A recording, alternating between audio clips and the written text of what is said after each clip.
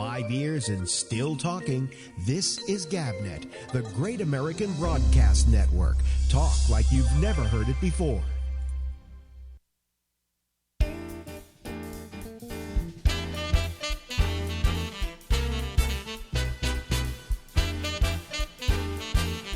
This is the part where I sing.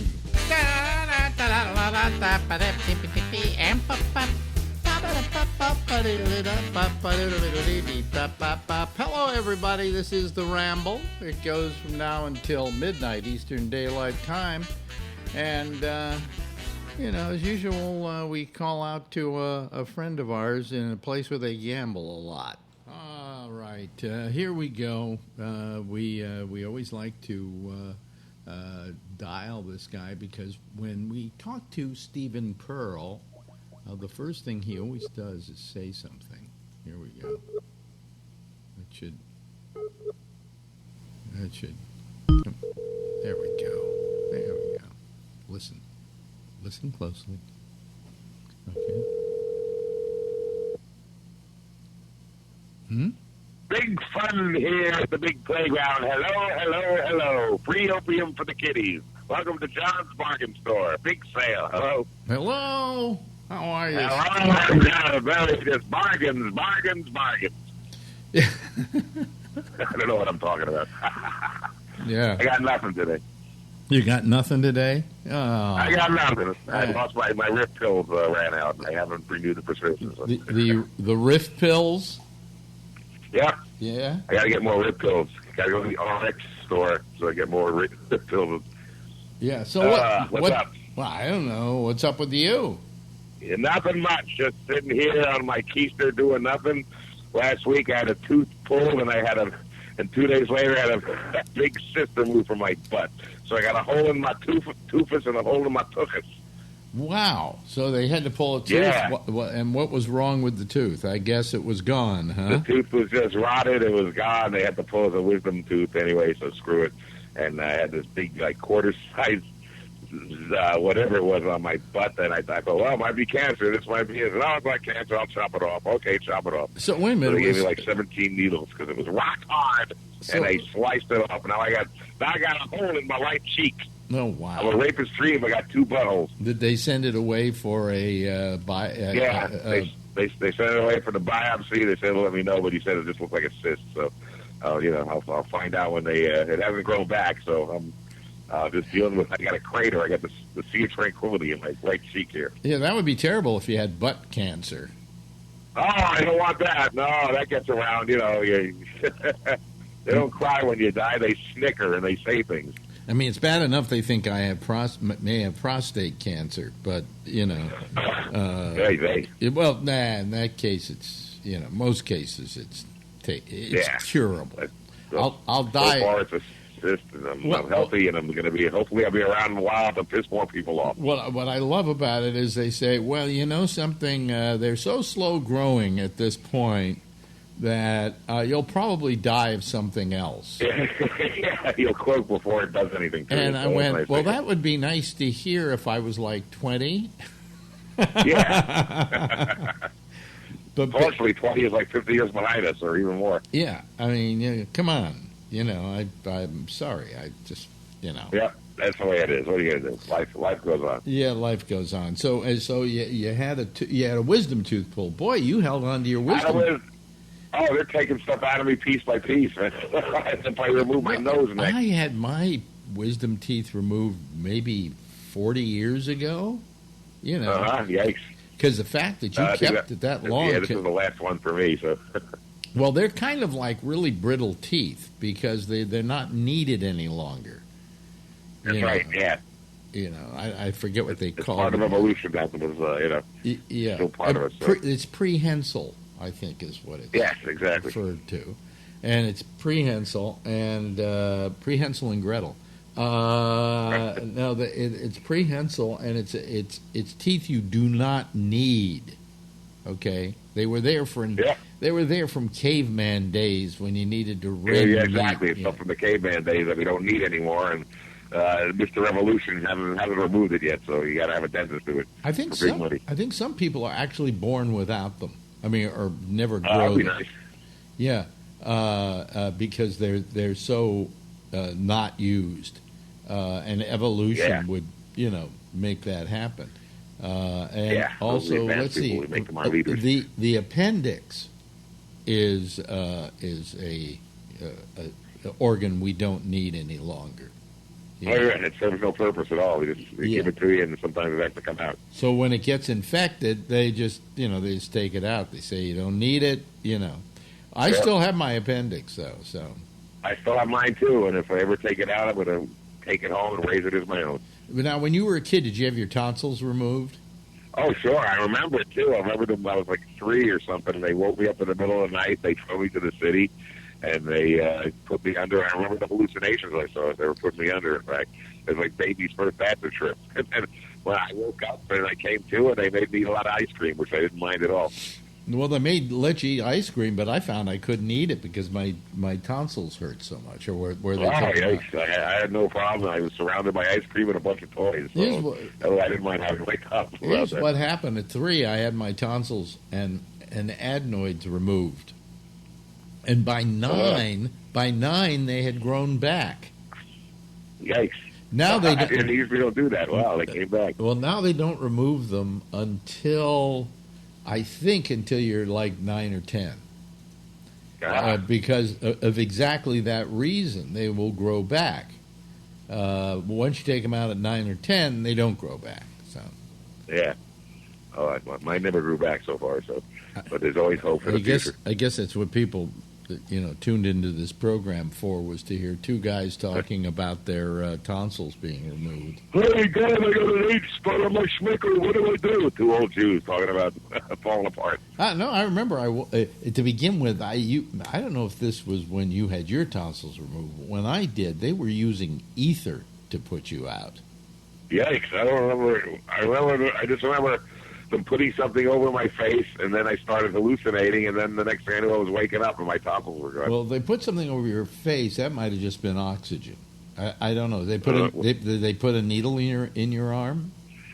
That I don't remember. I remember just seeing these cool designs, like baby's first trip, and this little like red plaid pattern against black, and the red plaid pattern started dancing around, and the next thing I knew, I was waking up again. I remember ether, and it was disgusting. It made me nauseous. It was terrible. Yeah, ether. Yeah. I didn't see hallucinations. I just smelled this horrible stuff.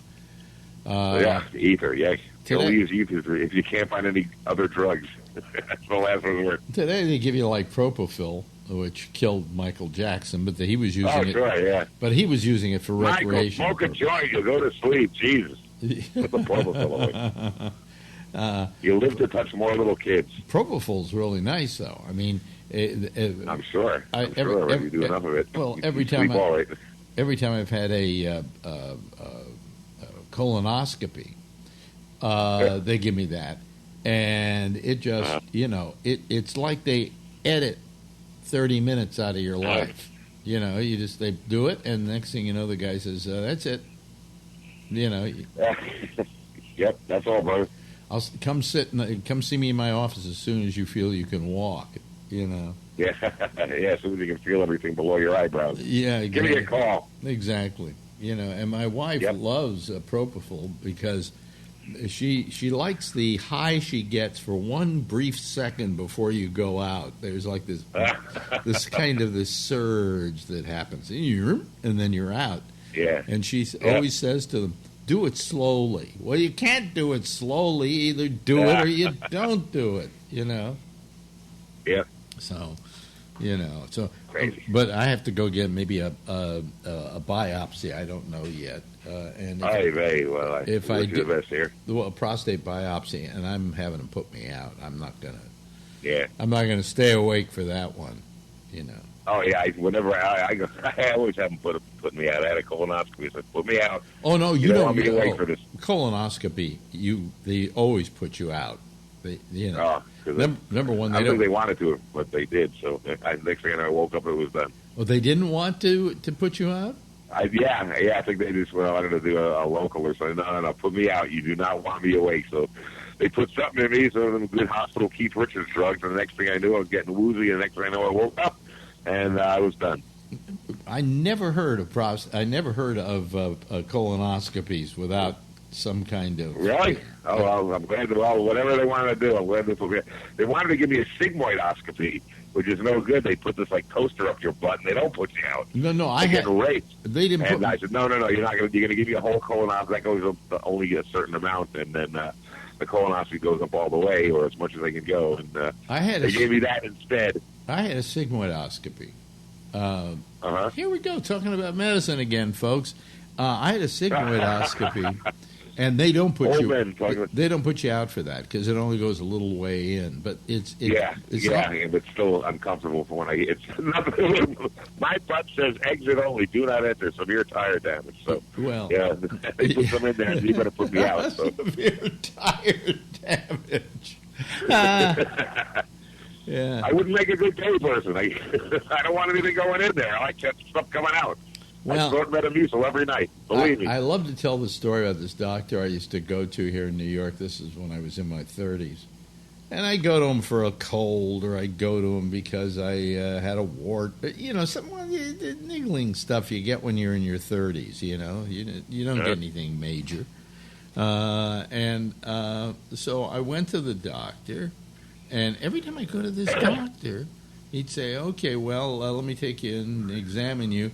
And then he'd check my heart and everything. He'd say, okay, bend over, and he'd stick his finger up my ass. And I'm going, I came in here because I had the flu.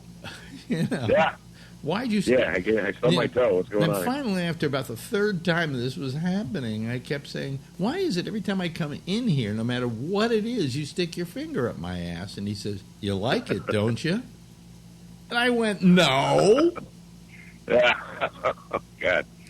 I've gotten used to it now because I have a, urologist and so on, and they always stick their finger up there. So I've gotten used to it. It's just not pleasant. That's all.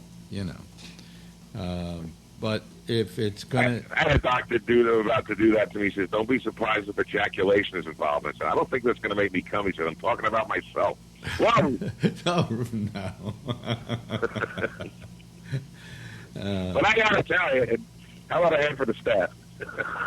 Well, there was a thing that certain doctors did called a prostate massage. Lord. And I have no idea why people did prostate massages, but, a prostate massage. And I don't even want a back massage. Don't massage my insides. Yeah. So anyway,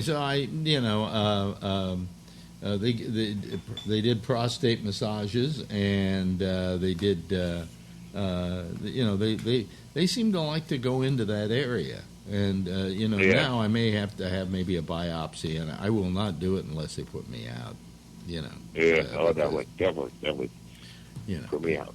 Go, and then you have blood in your urine for a month.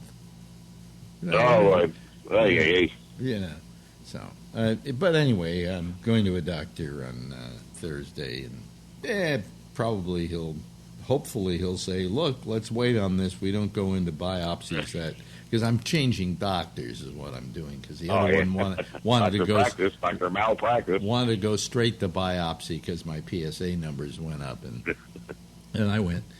I don't know that I don't want a second opinion on this, because at my age, I'm 79 years old, and and these things don't fare as well at an older age as they do at a younger age. If I were in my 50s, go ahead, do it. I can rebound really fast, but I don't want to just take a chance on something like that willy-nilly, so I'm going for a second opinion on it, Oh, definitely, yeah.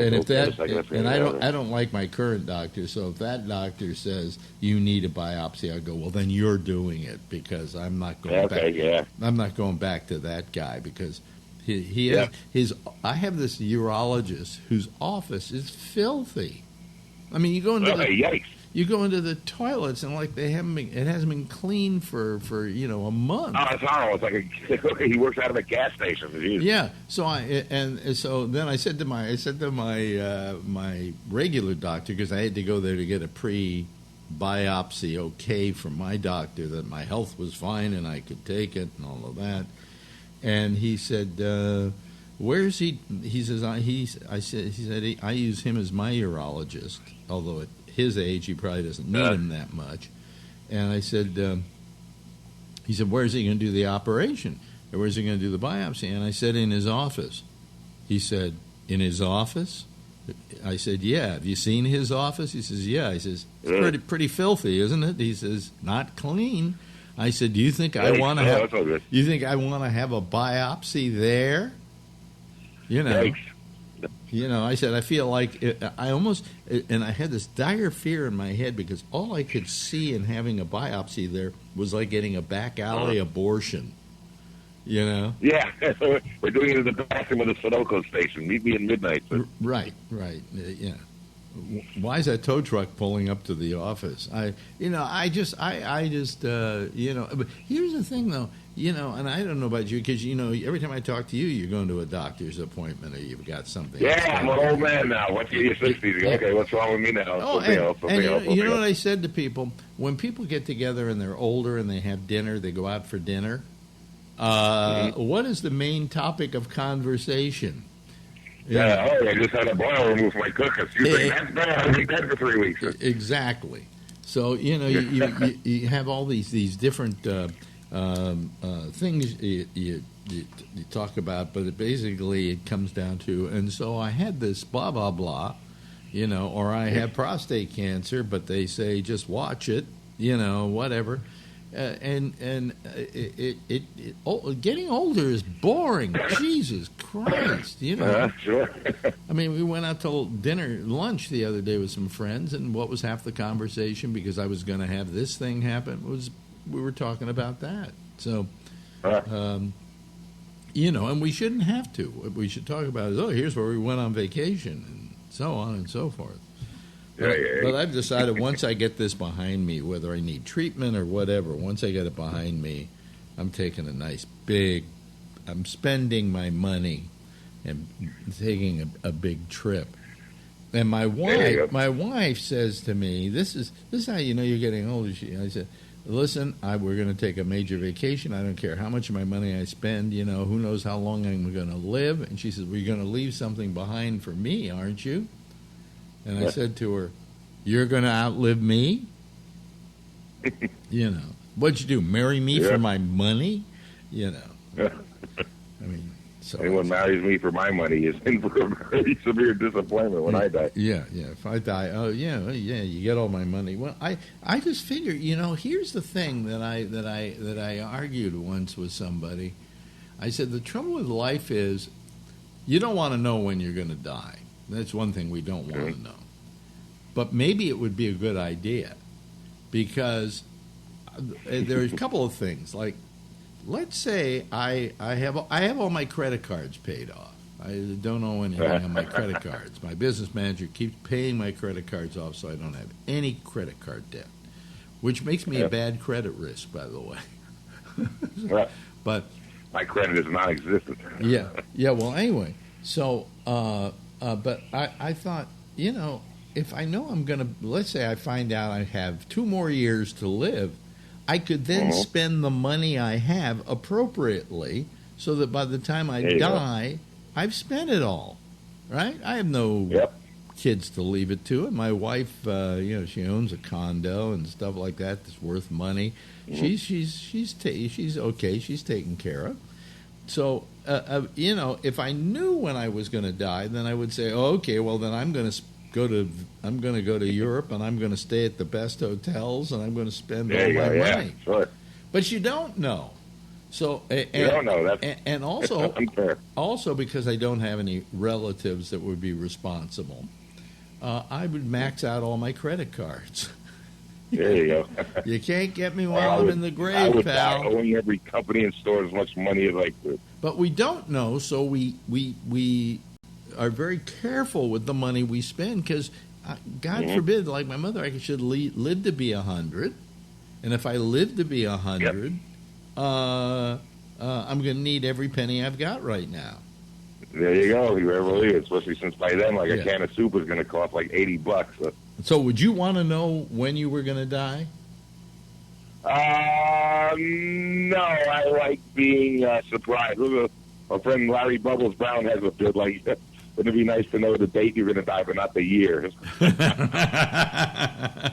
I was like, this is. Yeah. So yeah. I'm like, no, I don't want to know when I'm going to croak. I'll find out soon enough. So Yeah. hopefully it'll be quick. I want to be like Bing Crosby. I want to be dead before I hit the ground.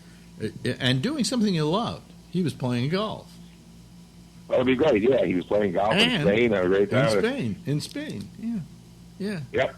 What a nice Said his last words were, "It was a great game," and then he dropped there. That was it. Is that what he said? Yeah. I always love to tell this story. Mark Goodson, you remember him? He used to run game shows. Sure. Mark Goodson, Bill Hoffman. Yeah, not the nicest man in the world. Okay. Oh, he's a prick. Let me preface this story with that. And I always liked the concept of what were people's last words.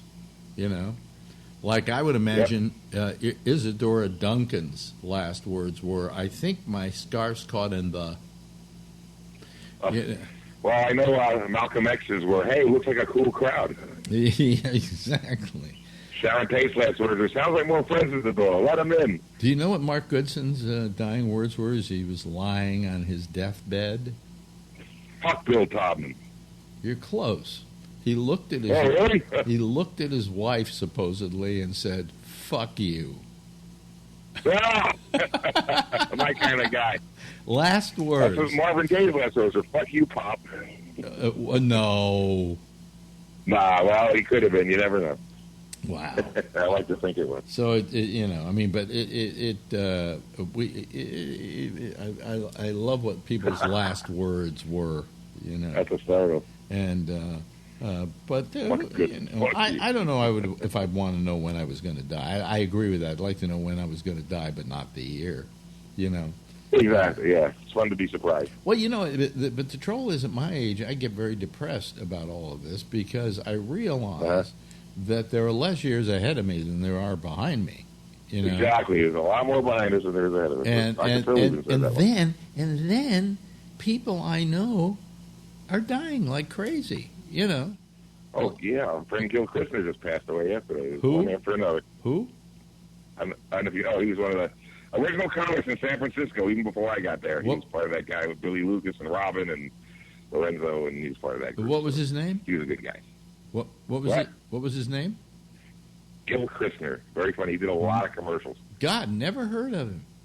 Never heard of him. If you saw his face, you'd be like, oh, I've seen that guy. But, yeah, he's a good guy. He was like one of the first wave comics in San Francisco. Yeah, he was the first real comic I saw when I first went to San Francisco 40 years ago in 1979. He was the first real comic I saw go on stage at the Holy City Zoo, and he cracked me up. You know what happens? It's interesting. How many comedians either die really young or really old? You know? Yeah, old is better. Yeah. So, you know, you just some comics go forever. I mean, look at George Burns, look at Mel Brooks, look at Carl Reiner, look at exactly. You know, look at Irwin Corey. I think Irwin Corey died at 103. He made like 102 or something. Yeah, I mean, or Bill Hicks, 32. Yeah. Cancer, 32. You know, right, Kinnison. How old was Kinnison? You know, Kinnison was 38. Yep. Lenny Bruce, young. So they either get to be 39 or something. Get to be really old, or they get to be really young. Rickles. How old was Rickles when he went? Oh, he was in his 90s. I think he was 90, actually. I think he was like 99. I think he was almost at the Oh, yikes. Yeah. But I God mean, bless him. And there must be something about doing comedy, and I think it's that you're constantly working that keeps these people alive. So chances I would say it keeps the mind sharp. It totally keeps the body going, and I enjoy it. I'm 63. I'm still enjoying it. So well, you want to keep doing what you're doing. The reason I do this podcast is just simply to keep myself alive, not any other reason. But anyway, so it looks like we're. Well, let me see what. How much time do we have here? Oh, we've got less than a minute to go. So are you playing? I don't know. Are you playing anywhere we should know about?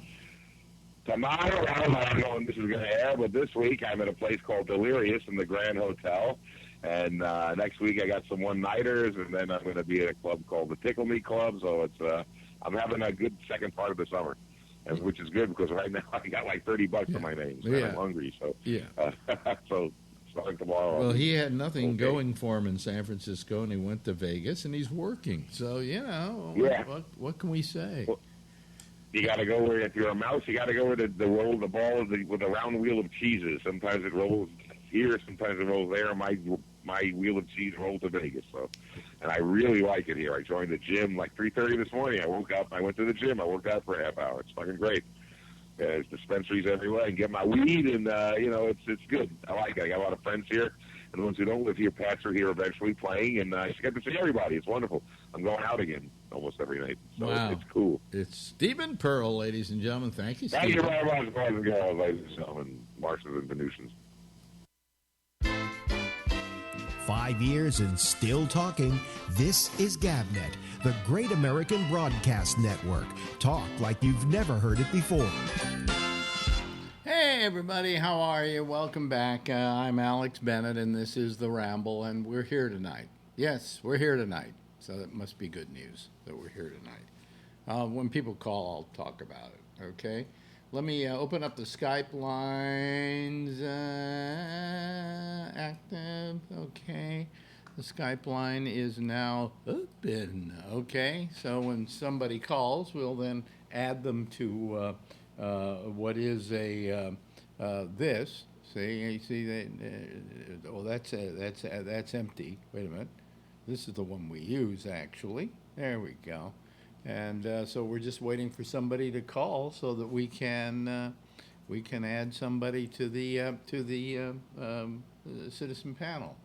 And in case you don't know, citizen panel is just, we don't just talk to one other person. We get a whole bunch of people on the line together, and we just talk as a bunch of friends hanging out. You know something? I got to turn up this air conditioning a little bit. We got to turn up the fan. There we go. Oh, here comes Charlie Wallace, ladies and gentlemen. Charlie should fall right into place on one of these. Yeah, there he is. There we go. Okay, Charlie. There, wait a minute. I don't have your picture yet, Charlie. But here's Charlene Martinez is calling. Wait a minute. Yes, let me see here. Charlene, you got to turn on your camera. There we go. Okay, now let me get Charlene in here. I got to get a place for Charlene since she's going to take up the spot that's usually taken up by what's his name, Phil. But Phil didn't call fast enough, so there. Oh, what name's going to be here tonight? What? What's his name going to be here tonight with the funny hat? I hope. Yeah, I hope he doesn't wear that funny hat again. I know it was funny. It was terrible. That was a disturbing little piece of hat. Yeah, he it's was the worst wearing. hat I ever saw. Yeah. Well, I wear caps, and the reason I just don't want to scare little children. See, so that's why. Oh, here comes Phil. Okay. Well, I'm gonna have Speak to of the put. devil. I'm gonna have to put Phil in a different spot here. Wait a minute. Cancel. Let me see here. Let me put Phil in a spot. Oh, there he is. Scuba diver. Okay. There we go. I'm always on the spot. There we go. See? There we go. Already got 3 people on the citizen panel already. Isn't that amazing? Okay. Yeah. Yeah. So how are you feeling today, Charlie? Beg your pardon? How are you feeling today? Oh, I'm feeling great. How hot is it where you are in Arizona? It's 105. Oh, Jesus Christ. It has not here, and Charlene will bear witness to this.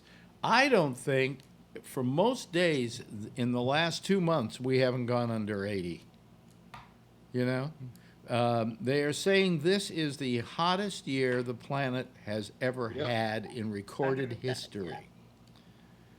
But no, of course, it has nothing to do with global warming. Nothing. Nothing. That doesn't exist for Phil and his friend in the White House, right? Yeah. Republicans don't believe, right? You know, if you believe in global warming, then you should believe that this show gives you prostate cancer. I know. I feel like I should got have it. testicles. Paycheck had it. Alex might have it. You know, there is something about this show that is giving people prostate cancer. Maybe it's Wait, Phil. Yeah. I feel like I want to grow some testicles. I listened last night, and I wanted to call into. I fell asleep, but I listened to the replay. I was like, oh, I wanted to be on the show last night because I'm like, you wanted to brag about your prostate? No, and then you know what? The theme song last night should have been this song like Doctor, Doctor, Well, if you go online and you look up something like prostate cancer, it says, what are the what kind of things can you do that cause prostate cancer? Listen to Gab. And they say, be a male and be over the age of 65. I got it at 63. Hajek got it at 39. Yep. But what I found out yesterday is that if you get most of the cases of prostate cancer come over the age of 65, and over 70, it's usually not aggressive, and when you get to 80, it's not aggressive at all. Which was happy you're news. A Jew, happy news for me. The one thing I got for. Well, you're a Jew and you are one of the chosen people. So maybe it'll be aggressive. It could be. It could be. But and then the guy from Kentucky, he has had prostate cancer. When you start thinking about it, what guy from Kentucky?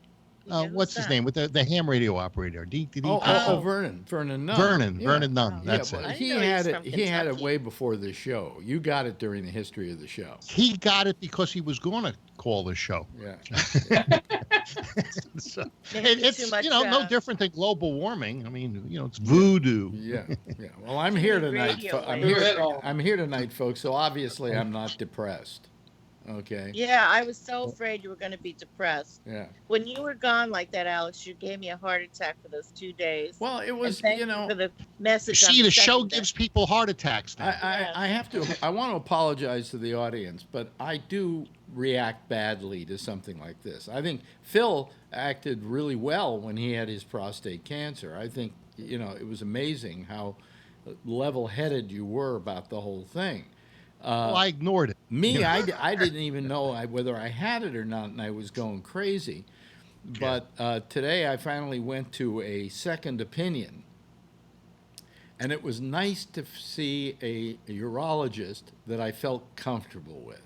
Yeah, what happened, Alex? What'd they say? I said, what would you do given these PSA numbers and so on and so forth? And he says, what would I do? He said, I'd have you come back in 3 months and take a blood test and see where the PSA is then. And then, if we do the blood test, it will also take a thing which you may have to pay for because it's like $300 or something, and some insurance doesn't cover it, called a 4K test. And the 4K will tell you whether you have a 50% chance of getting it or not getting it. And that, therefore, if it's 50% that you don't get, you don't look like you have it, or it's serious, you can avoid a biopsy. He said, but whatever. Did he give you the finger? Whatever's going, he says my PSA may be double what it is actually, because I'm taking finasteride and that brings it down. So, but he said he's still not worried about it. He says, I said, is there any chance that this thing's going to be aggressive? And he said, nah. He said, he said, well, what you'll do is you'll come back, we'll do the blood test, we'll do the PSA is thrown in for free with this 4K test, and, we'll check you with the sonogram and so on and do the digital. Did he bend you over the table today? Yeah, he did it. Yeah, yeah. All right. He said you have a. And he had his way with. He said you have a pimple on your butt. I said, yeah, I get these things every now and then. He did that. He didn't find anything. He said, there could be something way around the other side that I can't feel. He said, but what I can feel feels just fine, And he said, don't worry about it. Just come back in 3 months. We'll give you a blood test. And if there's something there, if the worst comes to worst, we do a biopsy. And he says, if you want to be put out, I can do that for you. And he was just so nice, and he'd answered every question that I had very honestly, no beating around the bush. And I think the last question I asked him was, I said, is there a possibility this is aggressive? And he said, nah. He said, hey, you've got age on your side this way. This is what happens. He said, there's an 80% chance you've got prostate cancer just because you're almost 80 years old. So he made me feel better. Here's the problem that I had. The doctor I was with is the one who panicked me, and made me feel panicked. Here's somebody named Keenan. I have no idea who Keenan is. I haven't seen Keenan, but there is Keenan. Alex. We have seen Keenan before. A long time ago. Yeah, let me see here. Quickie, what's the name? Quick Lizian. Yeah, there we go. Let's see here. There he is, folks. Just take a look. You got prostate cancer, Keenan? No. You want to get it? Just call the show. Okay, that's why I called. Didn't want to be left out? Yeah. So what it was I was being terrorized by this other doctor, is what it really amounted to. And he was, I had the fear that if I did have he found any kind of prostate cancer there, immediately he starts shooting me up with the hormones and so on. This doctor is more conservative. This is a guy, he in fact said to me, there's a thing called a Gleason score that tells you how hot the cancer is. And he says, if it's a 6, we just give you a test every year and leave it at that. If it's a 7, we watch it a little more carefully, but we still don't do anything about it. So his whole thing is do as much as is needed to keep you safe, but as little as possible to overdo it, and I like that approach. And he made Charlene's going to get prostate cancer if you don't take her question. Yes, Prostine. Yeah, what? Oh, no. I had something else I was going to ask you, but now I'm thinking, how clean was the office? Because that was killing me. I'm like you. Yeah. I had to use the bathroom there because I had to take a pee into the cup. That's what they do to urologists. I don't know. I think they do something with the pee. I think they actually make money out of it.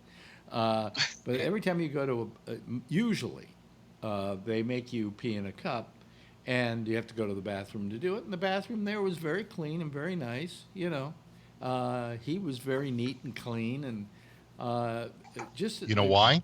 Why? Because everybody's peeing in the cup instead of the toilet. He never has to clean it. Yeah, right, exactly. And he said, I got to try that at my house. He said what every other doctor has said when I pee in the cup. We did a dipstick. You've got blood in your urine. I said, yeah. I said, I've had that for 15 years. And he says, okay, nothing to worry about. I mean, he wasn't the kind of guy that just suddenly goes, we better. I had a urologist about 15 years ago when I first took a pee test, and he found blood in my urine, and he said, we have to do a cystoscopy. That's where they stick this thing up your dick, and look at your bladder. And so I didn't have anything. So now the next time I go in, and I got an infection, by the way, that time. The next time I go in, he says, you got blood in your urine again. We better send it out again to have it tested and all of that. And he said, we need another cystoscopy. He did 2 cystoscopies. I told this doctor this today, and he went, oh, my God. I said, yeah, I had to go through 2 cystoscopies because I had blood in my urine. I said, I've always had, in recent years, I've had blood in my urine. Yes, Keenan. I had that same problem too. The doctor wanted to do that procedure on me, And I said, I don't think so. Forget it. Because I've had that problem with urine, blood in my urine for ages. Some people, this really tiny amount. Some people, I think, for one reason or another, just it's part of their anatomy. The blood's coming from might be the kidneys, might be the prostate, something. But I just have always had blood in my urine, and I was afraid this guy, being a new guy, was going to panic too, and immediately we were going to go to cystoscopy, and he just went, "Oh well, if you've had it for 15 years, you're fine. Don't even worry about it." I really like this guy. I felt very confident with him, and I liked him. And I was frightened about this thing today, and I walked away going, "Hey, he's going to do what he's got to do, but it's not, it's not terrible. I will survive." Hi, Kevin. Hi, Alex. Feel better? I certainly don't feel worse, and I don't think I'm going to be as panicky going into the thing in about 3 months because I trust it. I trust this guy. What it was, I didn't trust the other guy. I thought what was going to happen with the other guy is if he just found cancer, which I could have, but it was a small amount of cancer, he would go ahead and give me the hormones anyway. Rather than take a wait and see attitude, which is the conventional wisdom these days. You know a little more, you feel a little better about this guy, you're going to feel a little bit more comfortable. Yes. Yeah, I'll probably start panicking towards the meeting time, but I liked him, and Shecky, my friend Shecky, went with me, which was very nice of him to keep me company, just so I wouldn't feel alone in this. And it was a nice day having a finger stuck up my ass. Good. Did he hold your hand? Did he kiss you? Well, I pulled it. Send you flowers afterwards? I don't know how great. Did you smoke a cigarette afterwards? I don't know how great his sense of humor was, but he talked about this 4K test they have, which you probably haven't even heard about, Phil. No, did you tell him you had a 4K TV and you didn't need another one? The joke I made to him was, what's a 4K test? I put my penis up against the television set, and see more detail. He just went, oh. He didn't laugh at that. But the 4K test probably cost me $300 if my insurance doesn't pick it up. But they say it used to cost $4,000, but they found they weren't making any money. And this thing just gives you a 50-50. Either you got it or you don't. Why don't you just flip a coin? Well, what it does is it gives a much better reading that you might have it.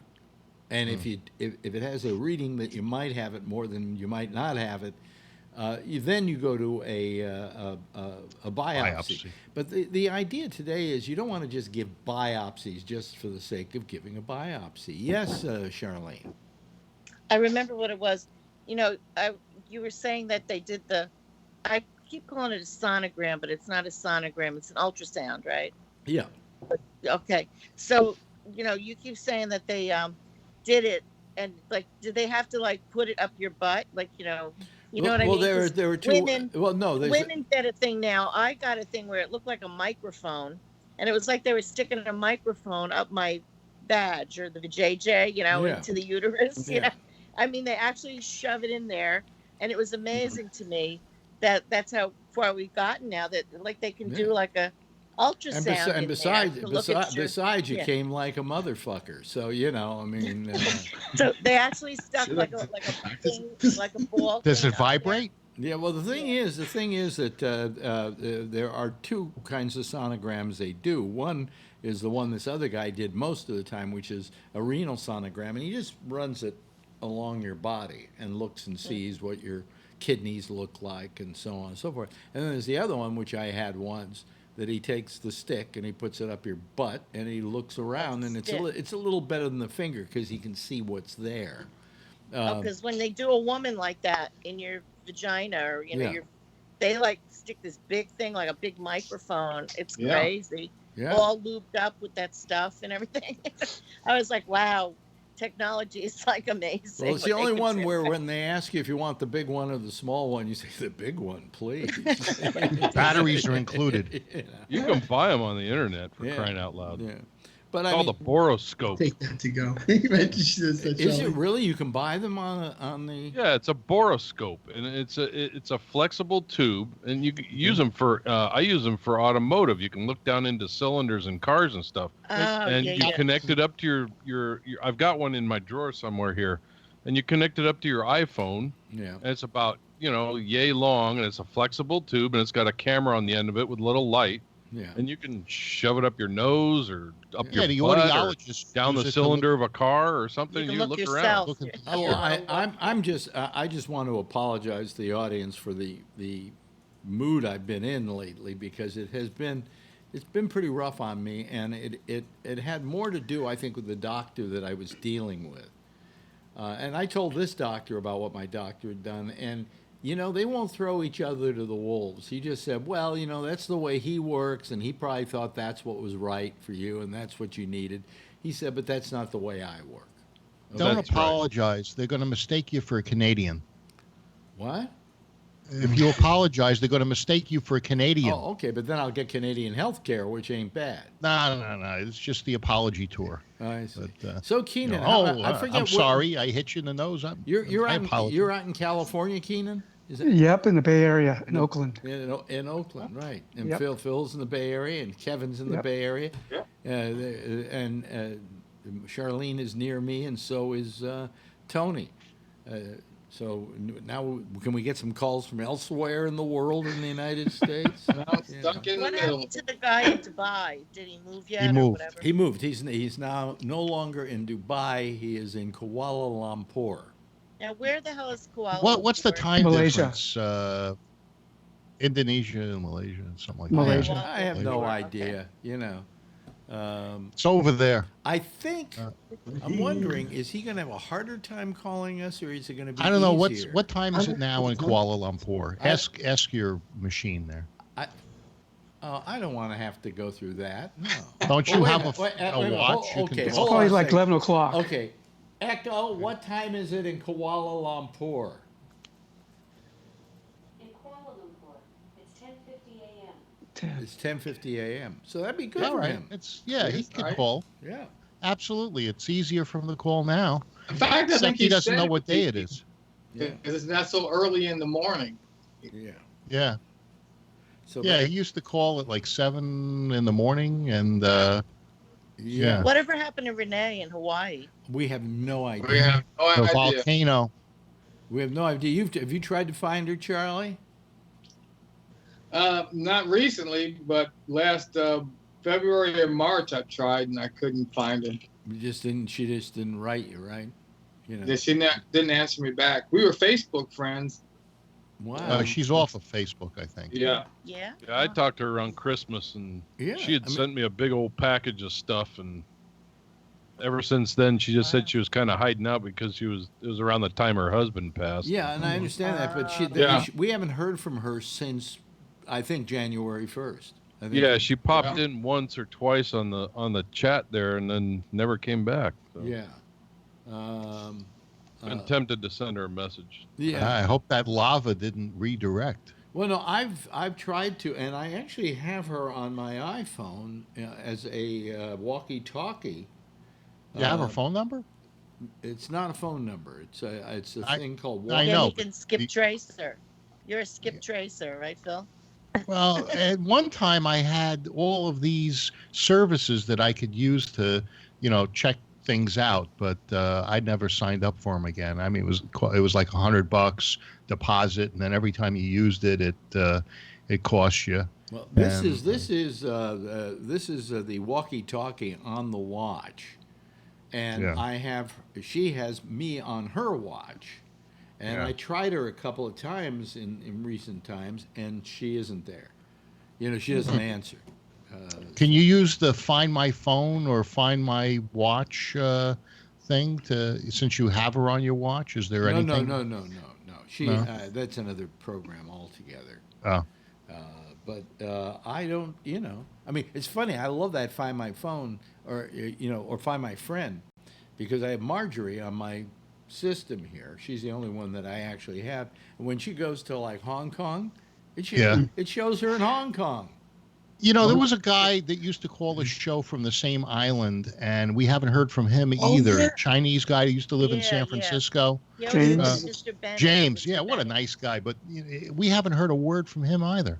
Yeah, you're right. That's two The people. same general amount of time. Yeah, James, if you're out there, call us some night here. Yeah, he used to give us the weather updates. And he might have contact with her because I think she offered during the evacuations, she offered to let him stay at her house. Yeah. Because she was on the other side of the island. Yeah. But, I mean, people come and go and then they come back again. Look at Keenan. You know? Yeah, he should come more often. Yeah, I've just been busy with the family, because we live in such a small place. The kids are running around and stuff like that. How many kids do you have? Just two. Just and one two. grandson. You have a grandson? I have a little grandson, How from my about- previous relationship. You look like you're in your teens for crying Yeah. out loud. Oriental people don't age. Hey, don't use that word. I hate that word. The Oriental. word- Asian, Phil, Asian. Asian. Oh, okay. Phil, Yeah, Hey, I'm still stuck in the 50s. Phil, no, it's the word Oriental he didn't like, Phil. It's Asian. Oh, I'm still stuck in the 50s. Yeah. But how old are you, Keenan? I'm turning 56 in September. No. No. Yeah. Jesus Christ! You know You look like you're 18. You're gonna look. Yeah, I think he was in his 30s. You're gonna look better. It's the Calgon. You're gonna look better. You're gonna look better 10 days dead than we look right now. You know. Oh my! Let me see here. I got to put somebody else in here. Doctor or not. And Ray in the Hey, he'll age 10 years. Yeah, let's see here. Ray is he's what? Which one is he? He's what's the name you use? Well, let me. Goomba. Goomba. There's a Goomba There on we here, go. Even though it shows my name here. Yeah. Yep. Let me see. Goomba. Here. Let's go to the. Which I can't get rid of. To that. I Okay. wonder what a Spanish person. We're getting there. We've been getting a lot of people calling the citizen panel this week. That's good. That's nice. You know, Alex? Yes. In Jersey, I just saw the headline. They approved doctor-assisted suicide. And I'm really upset, though, because I'm like you. I would actually do it right today because I'm starting to have everything happening to me. And I can't handle Well, it's it. called. I'm getting really old. So they approved doctor-assisted suicide. Yeah, but the thing is, though, Alex. Is it covered by insurance? No. You have to be terminally ill and only have 6 months to live. But then I was thinking about it, Alex. How do they know you have 6 months Who to knows? live? Yeah, who knows? You could overlive that 6 months. Yeah. And if you use the doctor-assisted suicide, you won't. Well, in California, they have doctors. In California, they have doctors. I loved Dr. Yeah. Kevorkian. Okay. Yeah, no. I think that if you want to have a calm Dr. down. Kevorkian or something, you should be allowed to have him if you want it, you know? Well, in California, they have doctor-assisted suicide, but it's called the Kaiser Foundation. So That's right. Bill had a good one last night out of many bad ones again, but there was one good one, and I forget what it is right now, but it was something It like must that. have not been that it good. must not have been that good, exactly. Yeah. No, it was pretty good for Phil. If you throw enough shit at the wall, some of it sticks. There's a lot of Phils are like, So anyway, I want to apologize to the audience for my obsessions over the last couple of weeks and the days I took off and so on. But that's the way I had to handle it, and I appreciate the fact that so many people came to my aid by writing me and telling me their stories. And don't worry, Kevin was especially one of them. Phil was, of course, another one.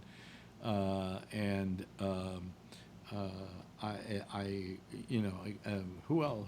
Somebody else wrote me that. Oh yeah, and of course Vernon. These were all people who had something. And Kevin, of course, wrote me a very big letter. Boy, that was a good letter, Kevin. That was terrific. What size type did you use? Triple space. Yeah, well, he didn't use I it. wrote you one a few days ago. Yeah, well, I like yours are okay too, Phil, but they're not in a politically correct font. So, And at the end of Phil's letter, he has a picture of "I love Trump," Alex. I'll end it on this note. Yeah. It's funny. I got to tell you this, and Phil, you do not have to answer this, okay? But I will anyway. I always have a great fear of saying anything about Trump because that then sets you off, and we're off to the races, right? But I hear from so many Republicans who can't stand Trump. Who just are embarrassed that he even exists as a Republican. But they'll vote for him. No. That's not what they're indicating. How can they vote for that? They just don't have to vote at all, and that's their non-vote. But I mean, I'm just amazed by how many Republicans I bump into. That have that attitude about, well, I'm a Republican, I'm a conservative, but Trump's a schmuck. Trump. Yeah. I think a lot of people took a chance on him thinking he was really going to do something, and he didn't quite turn out the way they wanted. Well, you're going to love it. You're going to love him now. He said something today which was really wrong. The fact is that when you do the tariff thing, when you raise tariffs, you're not imposing the tariffs on the country sending the product. You're imposing tariffs on the products that are coming in, and that is going to affect the price as they're sold. So really, who's being affected most by the tariffs is not the Chinese, but you and me. That's right. And he tried to say, "Oh no, Americans aren't going to be affected by the tariffs." I heard that. Patently wrong. He has said it several times. What is his? Well, has anyone asked what his theory is and why it's only costing the Chinese and not the Americans? But no matter which way you look at it, when you look at the economics of it, tariffs basically are paid for by the people buying the products. Right, but he also said that the Chinese economy is the worst that it's been in 27 years. Hey, it's not. No, it's not, Phil. No, it's not because it's gone down. They're selling. It's still up. No, they're selling stuff. They've got the rest of the world to sell their stuff to. Yeah. If we don't want to buy it, they go fuck you. They have one of the largest economies in the world is India. They sell to India like crazy. They sell to Russia. They buy stuff from Russia. We said we're not going to send them any more soybeans. They went, fuck you. And Russia says, we'll send you all the soybeans you need. So and our farmers are stuck with all their rotting soy. And our farmers the negotiation was that they were supposed to buy more from farmers, and they didn't, and that's why he threw on another tariff. Correct. And they said, fuck you, and they didn't. Yeah. Well, no, they said that they would, but they don't need. They didn't do what they promised. They don't have to. They're going to have all. No, they promised. Negotiations. They're going to have go back on your word. Phil, they're going to have all the soybeans they need. Okay, plain and simple. And who's going to get hurt? The American farmers are. I feel so bad for them. What's going to happen to them? And you and me, because we're going to get stuck with that 10%. Yeah. Yes, Charlene. Okay, now he's a freaking moron, Phil's boy there, because all he can say about the tariffs is, I love tariffs, right? That's what he says. He just loves them. Like, I think he's an idiot. And Alex, how long do you think we're going to have to wait before we start seeing that these tariffs just remember that Trump went to the Wharton School of Stupidity. So, right. That name is stupid too. Like, how long do we have to wait, Alex, before people are going to see that they were bad and we're going to be paying it? Like, this country will be paying for it. Yeah, but I mean, in the heartland, they already are. Yeah, but people don't see this yet. Well, there they do. It's just that on the coasts. They've got other problems with the flooding and the stuff that was caused by the Russian bots, and No, they got other problems, and it's mostly flooding. They didn't get a crop this year. Well, flooding. Your boy on Fox went off as soon as they announced that 10%. Your boy on Fox went off on Trump today, and I was so happened to be watching Shepard Smith, and he just went off on him and said anybody for 1 minute and 52 seconds. He went off on. I recorded it. Yeah. And he just went off and said anybody that believes anything else, then it's trickled down, and we're going to pay for it. has got their head up their ass, basically. Well, I mean, if we're not paying for it, how come September, if I go to buy a refrigerator, it's going to cost 20% more than it does exactly, right now. And then they buy something not made in China, and then they aren't made here yet. Yeah. Oh, there's plenty that are made in Korea. But they're 10% more, probably LG even more than that. Things like they're that. made here. Yeah.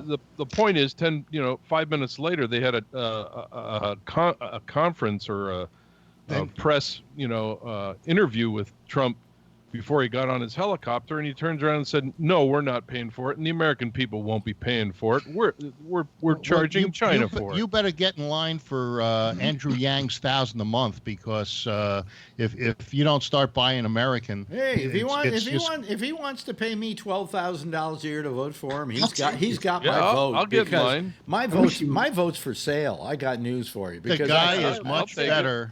Ray wants to say something. Yes, Ray.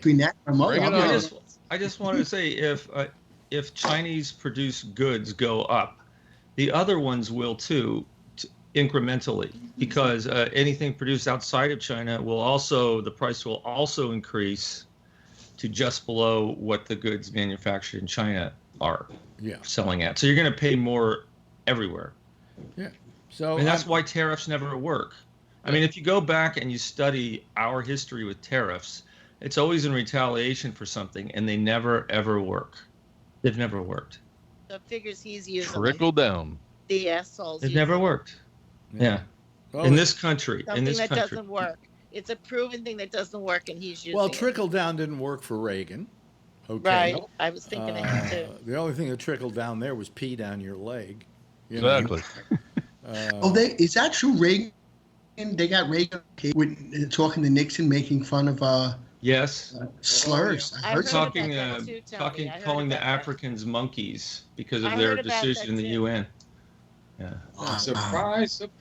He's a scumbag. You know something? I got to say something though about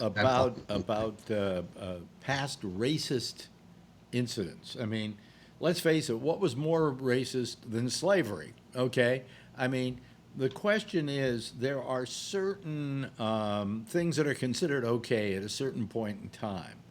And if you engage in them, and I didn't, I was always very good about it because my father taught me how to treat, racism and so on. I mean, he told me he always, his line was, "Do you know what a nigger is?" And I said, "What?" He said, "It's a black man who just left the room."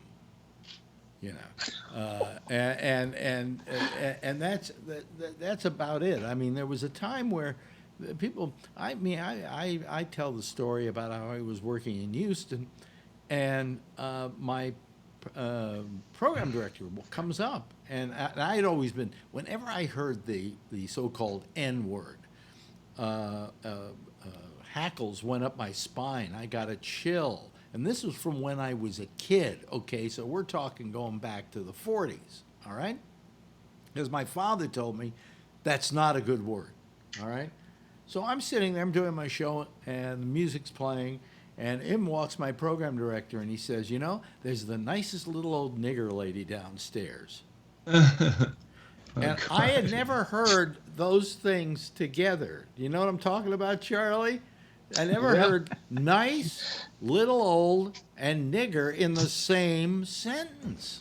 And it suddenly made me realize that he wasn't being racist. This is just the word he was taught to use, and it was the word I was taught not to use. And one night somebody called my program and used the word, the talk show, and I said, "Why do you use that word?" And he said, "I'm sorry, I don't mean to." He said, "But that's the only word that's the word I grew up with. I don't mean anything bad by it."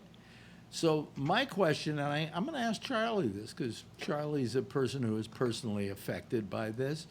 My question to you, Charlie, is it the intent behind the word that is really the most important part? Yeah. Yeah. So it is the intent behind it. Not the hatred that exists behind. No, just using the word isn't bad. It's the emotion behind it. Exactly. I think it's a slur, and there's no room in our society well, for it. there's no room today, but I'm saying even then, you go back. It was bigotry in the past. Well, it's racist when someone thinks that they're better than someone else, and they use a word like that to put people down. They did the same thing in Vietnam with the Vietnamese. They called them zipper heads and all sorts of stuff just to put them down. In the South, Phil, to dehumanize Phil, them. You didn't live in the South. I did. Charlie, you lived in the South. Texas is I the lived South. in Texas for 40 years. Yeah. I lived in Westchester. You let south me enough. finish, Phil. We don't care where you lived. Well, you can apologize if you want. What I'm saying is that I think Charlie will agree with me on this, that some people use that word in that part of the world because that was the word they knew, and they never meant anything bad by it. Am I right, Charlie? I don't think so. Yeah, I mean, you can tell when somebody means it badly. Yes. So the question is, how much do we hold, for instance, Nixon and Reagan complicit because they communicated this way at a time when they didn't see anything wrong with it, and nobody ever told them there was anything wrong with it? They knew better.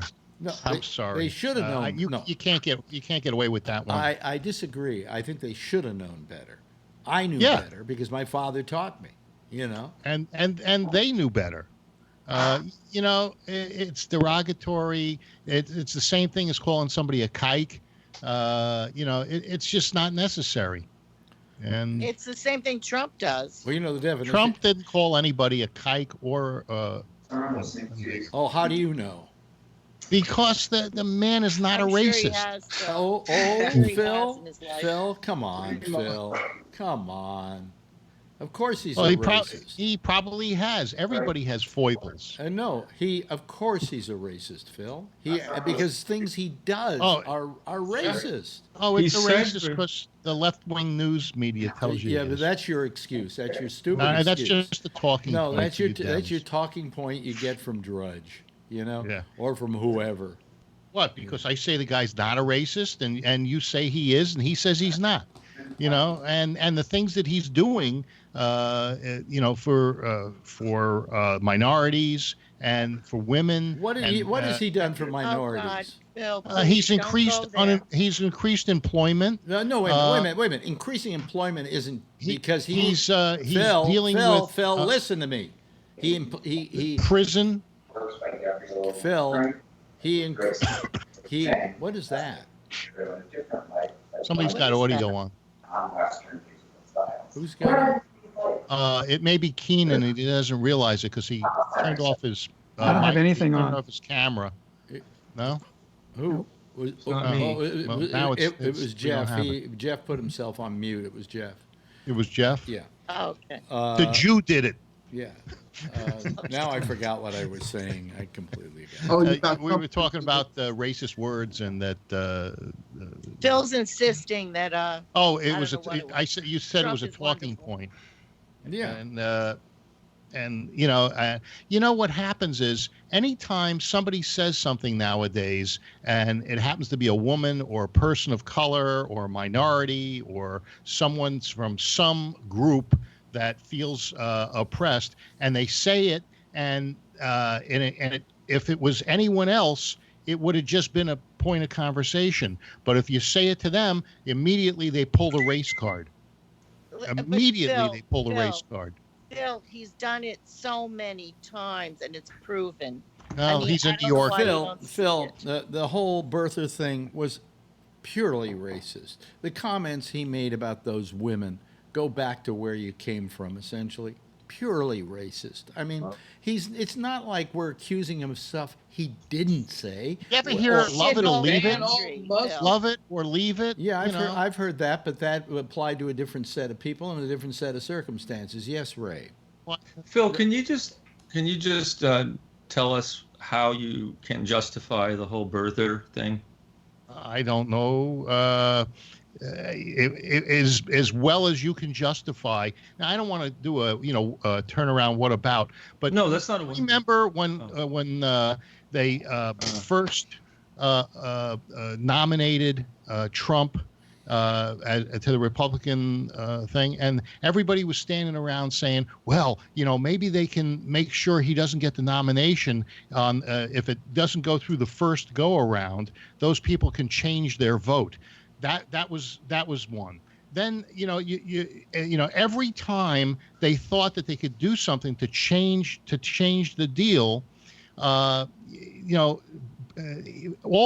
Trump was doing was the same kind of idiocy that people were doing to him when he was when they were trying to make sure he wouldn't be the Republican nominee or get rid of him as the president. Oh, it's emollients. It's this. It's that. We can get rid of him. We can impeach him. We can do this. We can do that. What are you fucking talking about? Trump is no different than the rest of you guys. Phil, you're not answering the question. Hold on a second. Hold on a second. Hold on a second. The rest of you, I'm turning you down. They can't even hear you, Phil.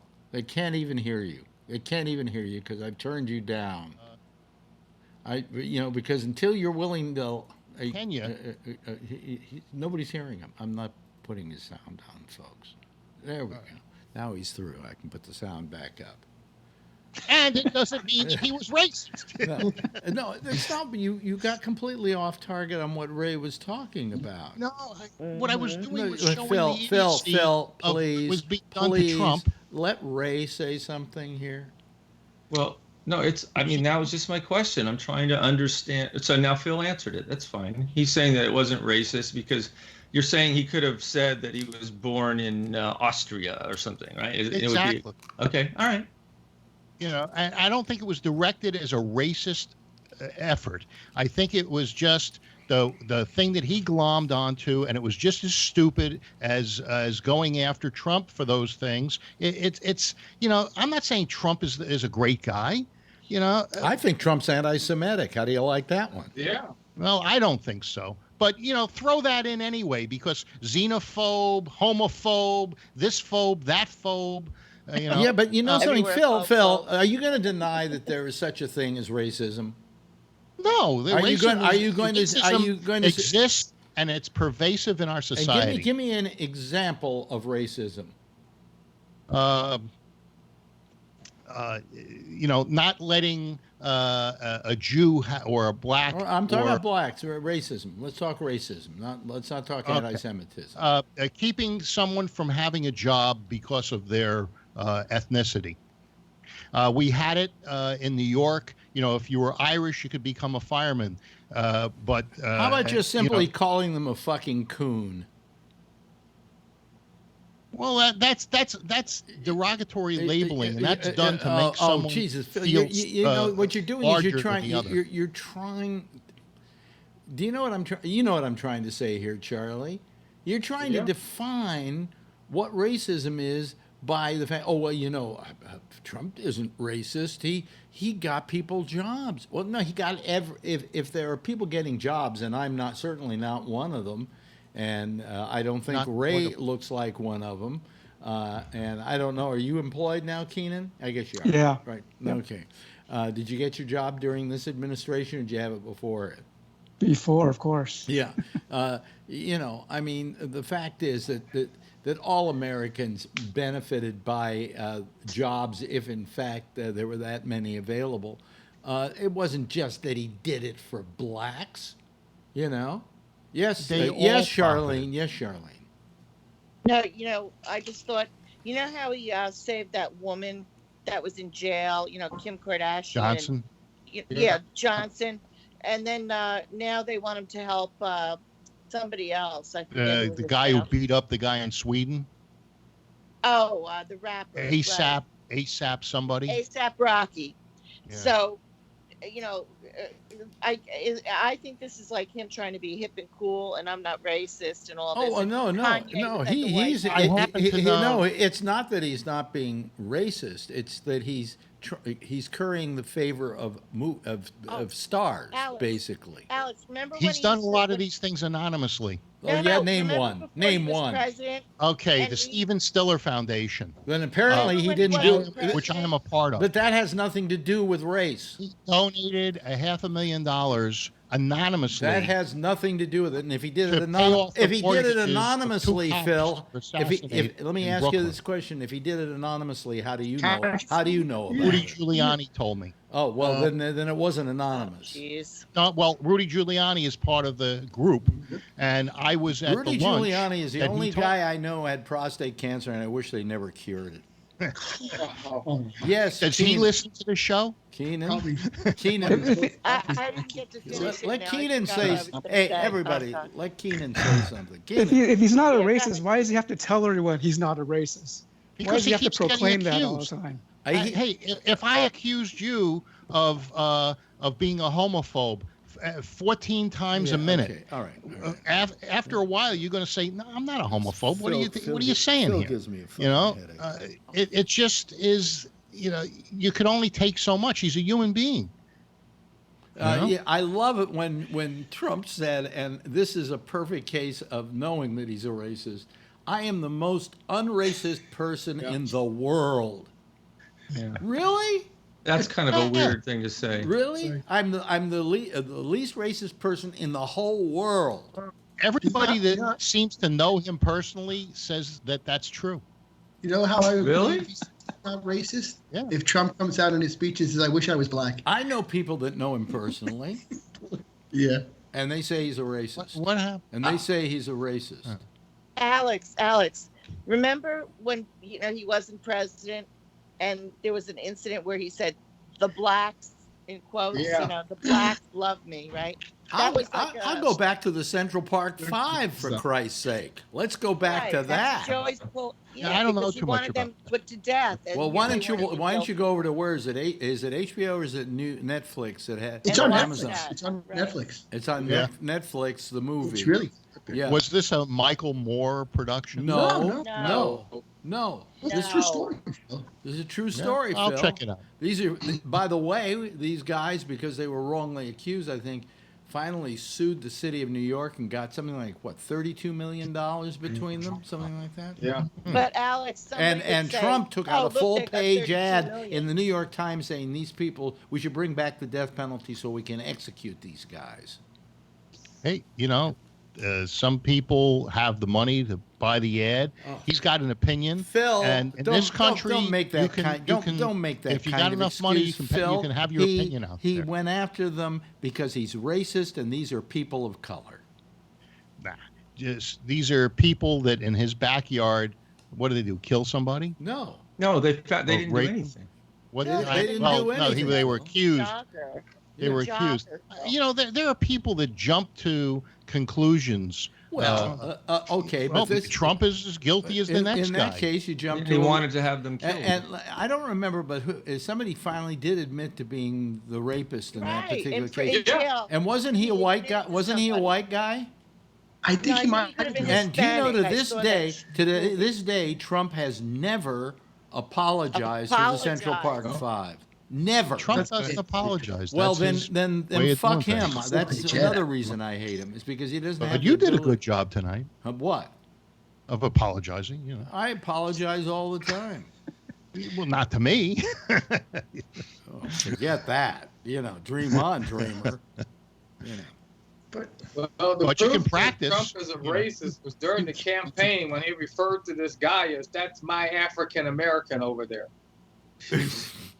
Did you see that Larry David episode when there was this guy called Crazy Eyes Killer? Mm-hmm. Some rapper. Yeah. And he says, Larry David, he said, "You're my nigga," and it was the funniest thing in the. But they were friends and they're joking. We know around. that Larry David is. No, but that's his roommate, and they're friends, and they're joking around. It's a completely different context. Well, Phil's trying to say he's Larry David now. By the way, do you guys realize that there is only one? Maybe Larry David. Can I say it's something? It's a different context. Yeah, Alex. Maybe this whole idea of a citizen panel is a bad idea because I can never get a word in edgewise. Do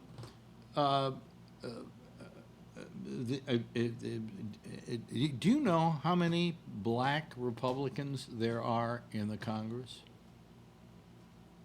There's a few. Really? Yeah. Well, the guy from South Carolina. No. Yes, one in the Senate, one in the. No, I'm talking about the House of Representatives. I think there's just one. There's just You're one, and kidding he's from your former neck of the woods, Charlie. He's from Texas, and his name is Will Hurd. He's the only black Republican in the House. He's announced he won't seek re-election. He's running for president. And there were none. Huh? And then there were none. Can you imagine in the largest single assembly that we have in our government, which is the House of Representatives, there is only one black congressman? That's not right. No, it's not right at all. Yeah, that's kind of bad. I mean, so what does that say about, our society? Because after all, people get voted into office, You're right, Alex. That shows you that it's not right. Well, the one, only black Republican in the House is now 6th GOP retirement in a little over a week. Okay. William Hurd. He's Googling or something. Is Maxine Waters a senator? No, he's talking about Republican. I'm sorry. Republican. Yeah. There's lots of black right, Democrats. Yeah, right, I got it. Well, if they get their way, what's happening now is they're saying that the blacks are making an exit from the Democratic Party and they're coming over to the Republican Party. Oh, yeah. Oh, You should really? listen to Candace Owens. No, it's Candace Owens. Yeah, Candace Owens. You believe everything. You believe everything that cunt has to say. Jeez. Yeah. Wow. Seems pretty reasonable. Yeah, of course you would. Where does she get her information? Where did she get that? I've never heard of that. Candace Owens, isn't she like an apologist? No. She's now a black Republican pundit. That's what I mean. Yeah. I mean that's sort of never mind. Yeah, I mean she's a traitor basically. Well, you see, that's what happens. That's why they get called Uncle Toms. Look at Clarence Thomas. But Phil, what they did to him. Alex, he is an Uncle Tom. Me saying that. Well, he has some nieces, so he is people an like Uncle Tom. you in New Jersey, say that Clarence Thomas is an Uncle Tom Okay, or this, that, and the hold on a second. or what about the HUD secretary? Hold on a Dr. second. Carson. Phil, can you shut up for a second? Just 1 second. Dr. Carson's name. Who cares about him? He's an Uncle Tom too. Let me ask Charlie, and I have to go to Charlie because he's the only black member of our citizen panel, so he's the expert, right, Charlie? So will you let me finish, Phil? I speak for all black people. Please, Yes. have some respect for myself as the moderator, okay? Charlie, is Clarence Thomas an Uncle Tom? Yeah, because he used affirmative action to get where he was, and he yanked it away for anybody that came after him. Okay. How about, what's his name? Ben Carson. Same deal. Mm-hmm. So as a black person, you look upon him as Toms. Yeah, I look at him as definitely not doing things to help make life better for other black people. And are you upset that a white guy like Phil, a terminally white guy, is sitting around here telling that these people aren't Uncle Toms when it's your choice to make? Well, I wouldn't say I'm upset. I just don't place any credence in it. Dr. King, his niece, is a big Trump supporter. And that doesn't mean a fucking thing, Phil. What's that supposed to mean? So well, if his niece, Martin Luther King's progeny have every bit as much the right to be fucking idiots as anybody else.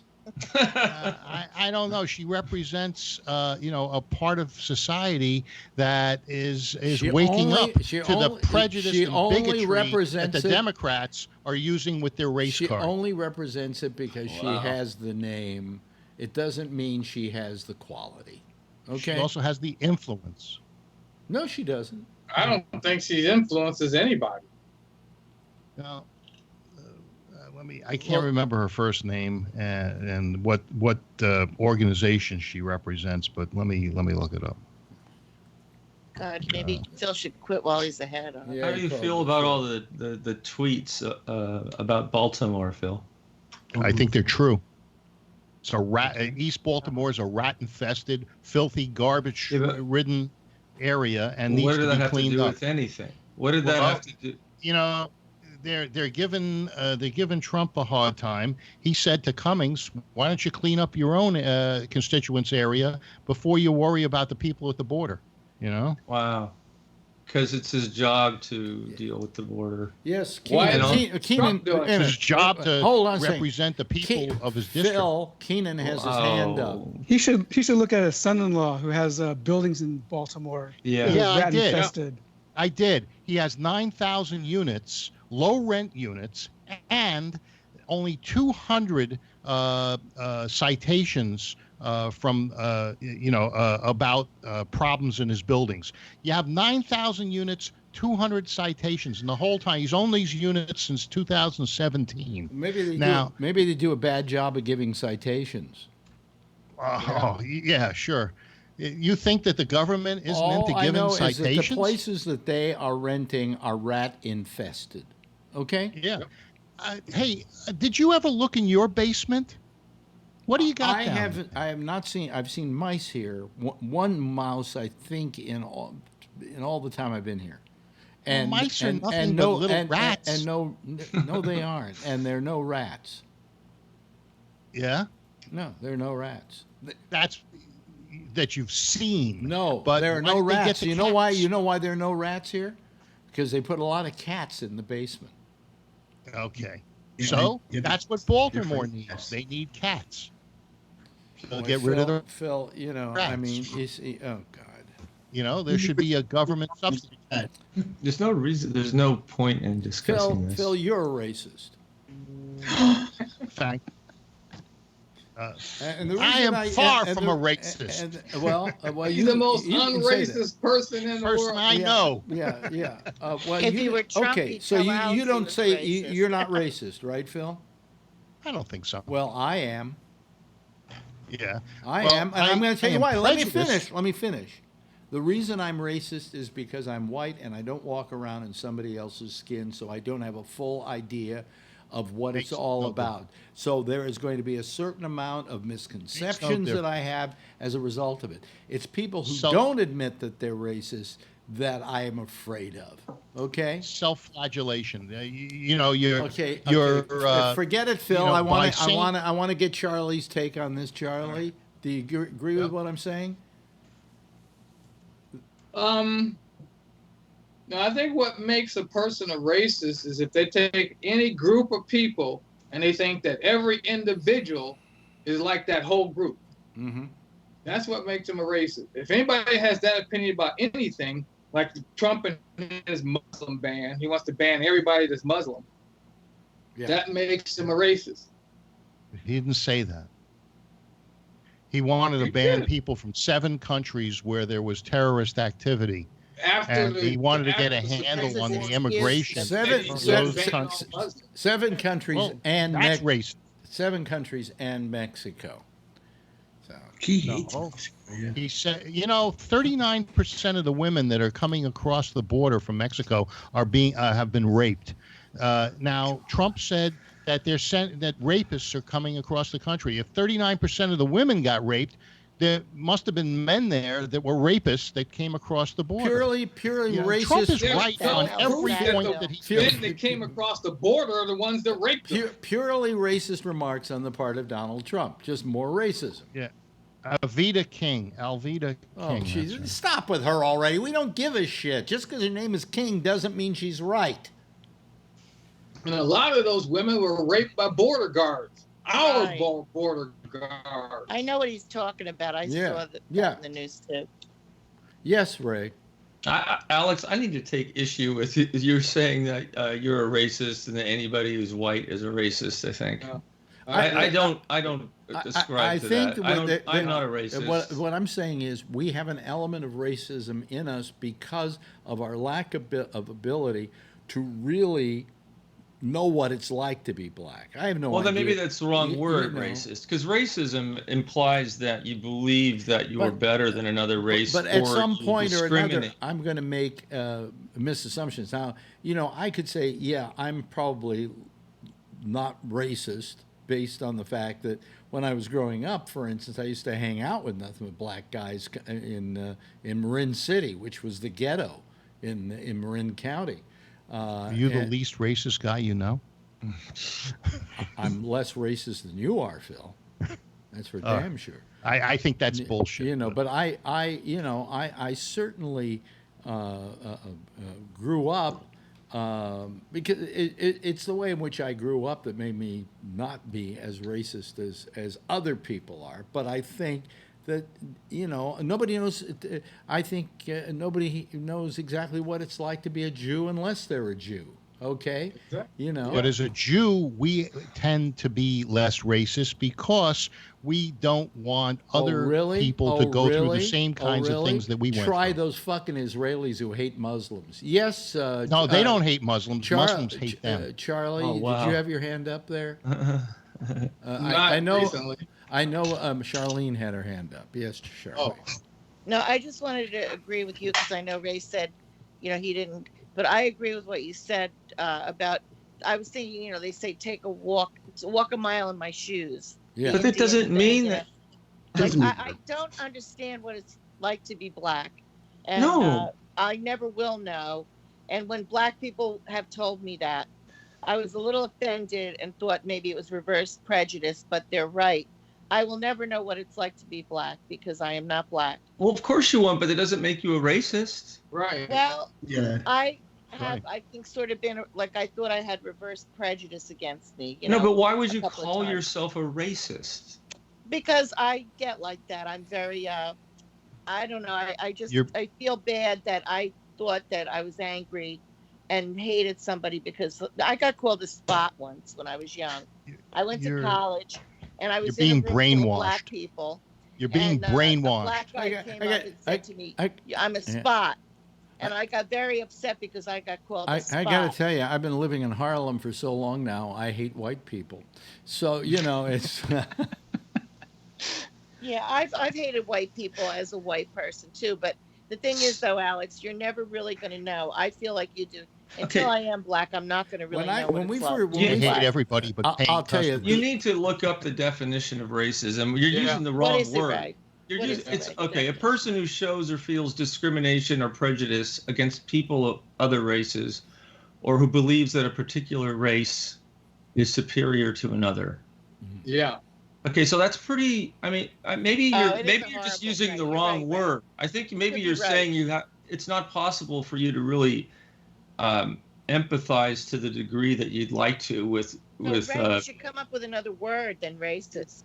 Yeah, there's got to be another word because racist is too strong of a word. Yes. Okay, you're right. Yeah. Okay, I agree with that. Okay. Tony's got his hand up. Yeah. Who that was me, Alex. Yeah. I was just thinking of something when you used to using the word like racist and stuff. Yeah. Like I remember, I had to be it was a long time ago. I tried to just, as a goof, I took the postal exam. I remember a lot of these city tests, they would always ask what ethnicity you are. To me, that was racist. Why do you have to know? No, they were trying to hire minorities to make But don't you think, though, but let me explain. But Alex, why should they have to know anybody's racial? See, this has already been in society, and they just don't want to talk about it. It's like you should just fill it. I don't think that's right, knowing somebody's ethnicity. Here's the problem that we faced. There was a point at which we had to suddenly come to terms with the fact that this has been a racist nation, that slavery was unconscionable, and that even though we freed the slaves at a certain point, we didn't free the race from tyranny and from the racism and the inability to get work and be educated equally and so on. And so because that was the case, we had to go out of our way to take extraordinary steps to try and at least equalize things.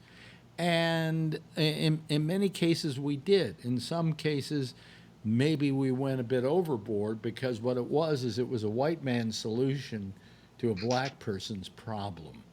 I always often considered busing a white man's idea of how you were going to help with racism and so on.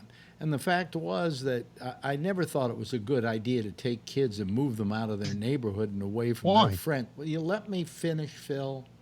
Please. I asked you a question. I'm not taking questions yet. Oh, okay. No requests. Okay. Yeah. And now I forgot where I was going with you said you didn't agree with busing. I didn't agree with busing from the standpoint that I considered it a white man's answer to a much thornier problem. The problem was that we didn't want to put all the money and the textbooks and the good teachers in some of those black neighborhoods. So we decided, and then we also, I think, in the back of some of these racist whites' minds was, if we force black kids to go to those white schools, we're going to create a dissension that will only up our ante here. Am I wrong here, Charlie? Is this making any sense? Yeah, I agree with you that the problem was, like Brown versus Board of Education said, separate by its inheritance was not separate equal. But equal. Yeah. The only way it could be equal is if we mixed everybody, so that way you would know it was equal. Right. But the answer really was to take the schools that existed in those black neighborhoods and bring them up to a certain right. That's what should have been done. Yeah, that won't happen overnight. You see, the problem is, Phil, that was 40 years ago. It's overnight already, okay? Stop yelling and listen to me here on this. I will yell, Phil, because you don't shut up. Go ahead. Okay. Continue. What the situation is at that point, you had schools that you couldn't get the good teachers in. They were in maybe higher crime neighborhoods. They didn't have a lot of money because the areas where those schools were didn't have the funds from the housing tax or the property tax that you get in the higher end neighborhoods. So if you took the kids out of those schools, mixed them into schools that had the funds, had what was needed to educate, then and then also you get rid of the stigma of having separate schools. You're completely wrong, Phil. You're completely wrong. This way you grow up with you're completely other wrong, people Phil. of other color and other ethnicities. I've known a lot of teachers that would have been happy to go and teach in those schools, basically because they liked the art of teaching and they liked what they were doing. Okay? But they didn't. But the trouble is those schools were not given the money to improve themselves. They thought that busing might change that, so that if they knew that some of these white kids were going to go to these black schools, those schools would be improved, but somehow they weren't. Okay? Yes, Charlene has her hand up.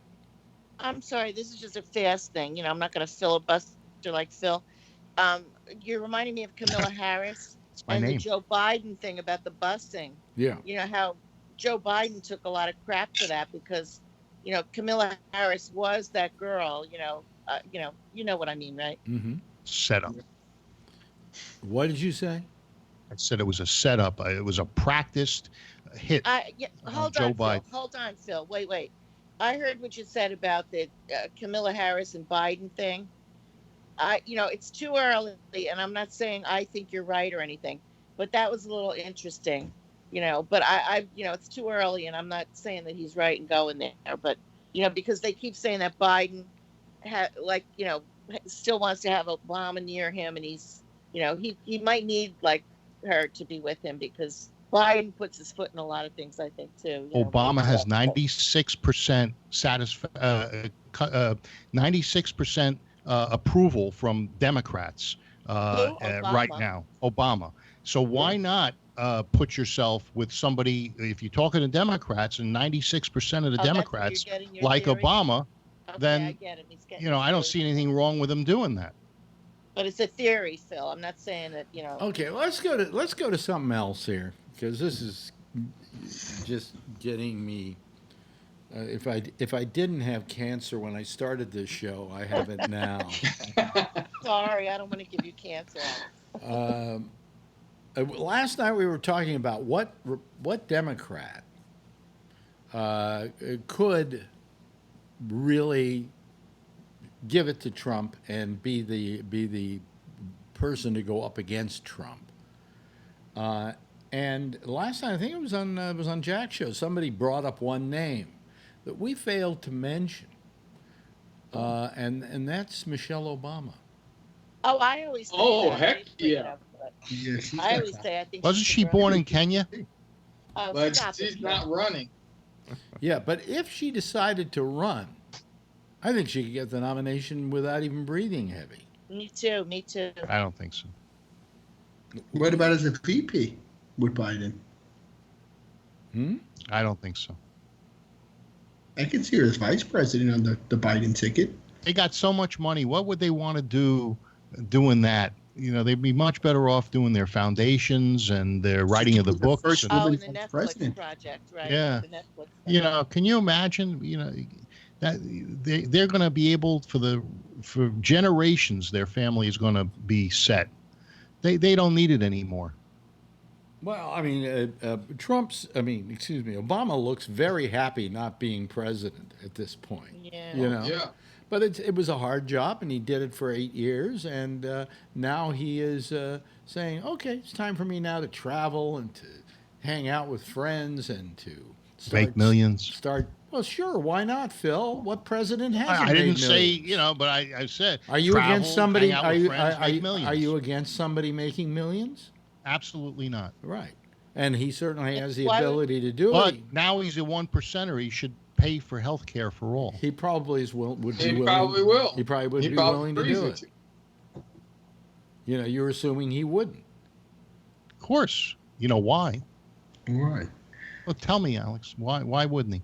Why wouldn't he? I think because he came up with to begin with, he came up with Obamacare. He wanted to solve that problem. So if he has to pay his fair share to get it done, I'm sure he'd be happy to.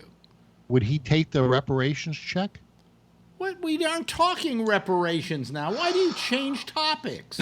I'm not changing topics. I'm just saying, you know, Wait a you minute, can't wait a minute, you wait a can- minute, you wait a can't minute, know wait a minute, whether wait a minute. Obama Where- is going to pay his taxes or not where- pay his taxes. Of course he's You going know, to pay. his and why taxes. should you assume that? Well, I would think we he know would? for goddamn sure that Trump doesn't pay his. He had a carryover loss. Oh yeah, okay, carryover loss. For Okay. 40 years. Yes. Charlene.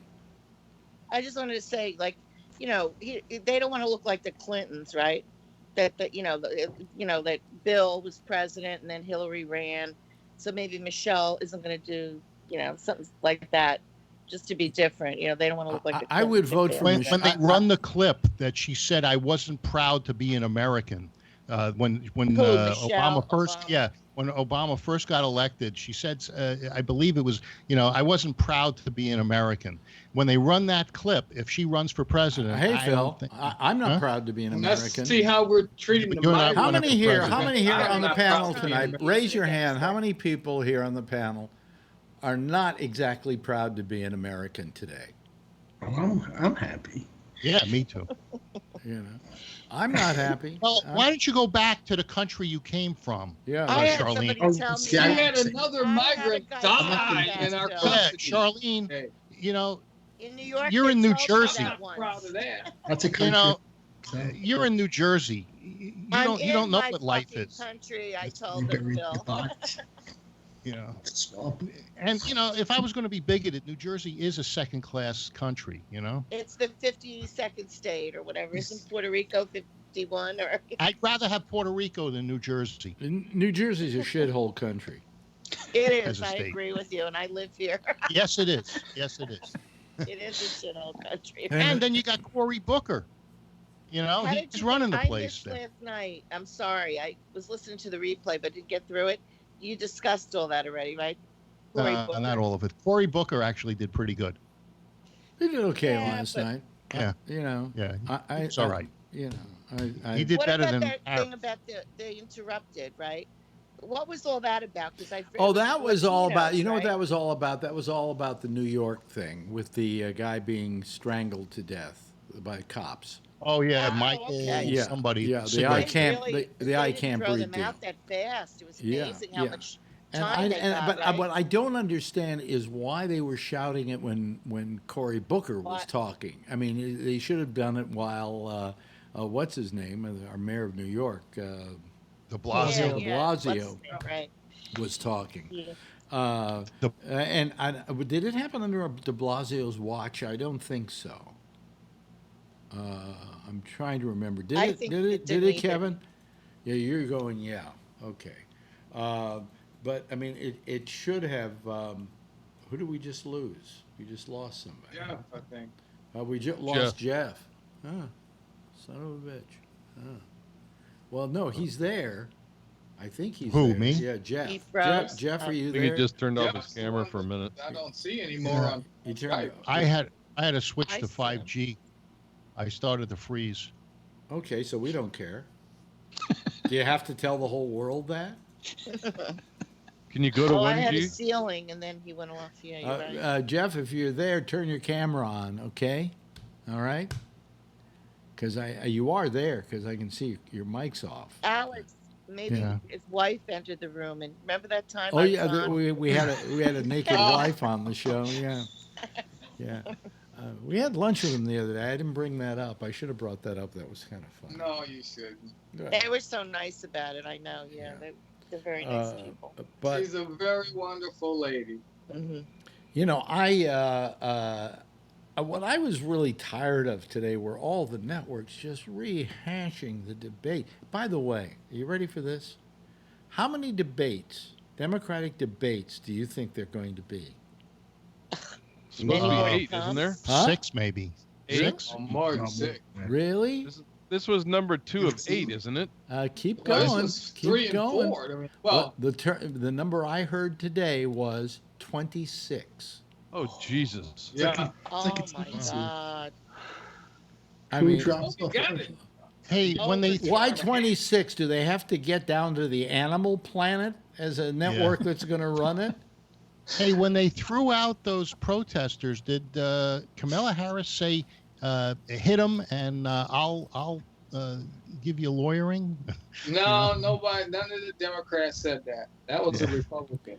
Well, I just felt that what was wrong about that was if they did it while de Blasio was talking, I could understand it.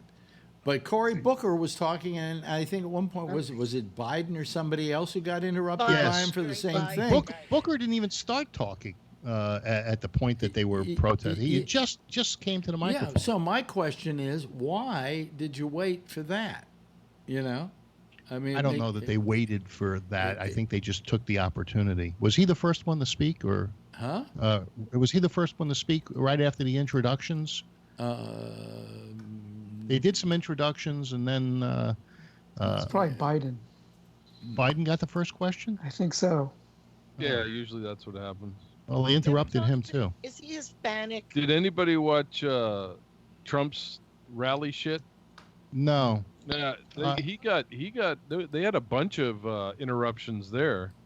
What happened? Did anybody say lock her up or any of those things? No, or but send they it had back? a bunch of people get pulled out. They wouldn't move the camera except one time for about a second. They moved to some of the protesters and then they pulled away and kept showing Trump. And Usually they wouldn't pull away to the they disturbance. really do. They and really then do. As soon as he started talking again, Yeah. there was another disturbance, and then I saw a T-shirt go up to say that Trump was a racist, and then they pulled away from that. Usually they they kept showing Trump, and Trump kept going away from the mic, going, "Is this Detroit or does Ohio have a Democrat mayor?" He's asking somebody off to the side.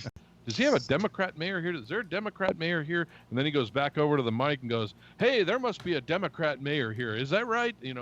He's stirring up the shit, and it was about a 2 or 3 minute disturbance that was going on, and you could see everybody's head turning to the side. I'm and surprised. Trump's just standing there going, I thought they vetted those applications. "Oh yeah, they vetted them real good, it looks like."